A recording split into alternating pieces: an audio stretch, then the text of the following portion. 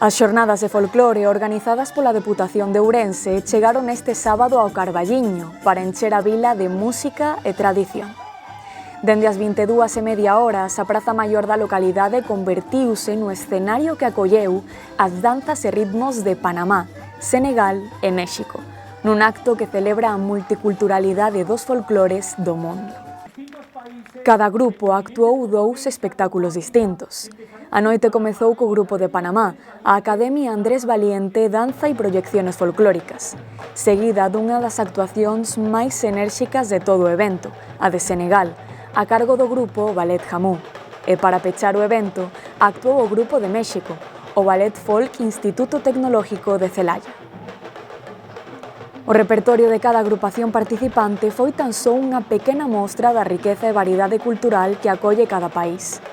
As xornadas son unha forma de amosar a arte e o talento dos participantes de cada agrupación. A través dos seus traxes, danzas e ritmos, os grupos poñen en valor o seu arduo traballo de investigación e recuperación do folclore tradicional dos seus países. As xornadas de folclore da Deputación de Ourense son un dos eventos máis agardados do verán cultural ourensán todos os anos.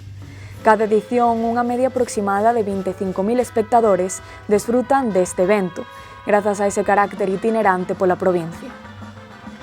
O director das xornadas, Xulio Fernández, asistiu á quenda do Carballiño e destacou a boa acollida que ten o evento todos os anos. No Carballiño temos tres grupos moi diferenciados. Primeiro, o primeiro por orden de salida do escenario, un grupo colombiano que vai a facer un espectáculo en 2 partes, como todos son 2 pases diferentes, despois o grupo de Senegal e terminaremos con un grupo de México.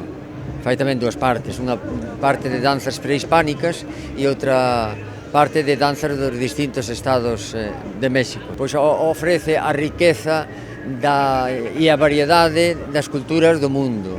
Nós temos en total 6 países, o que acontece é que como temos que facer 16 espectáculos en 10 días, non temos máis opción que facer en 7 días 2 espectáculos cada día, que son 14 en total, e despois o penúltimo día en Ourense e o último día por normativa obligatoria da Confederación Internacional hai que facelo todos os grupos xuntos e facémolo en Ribadavia.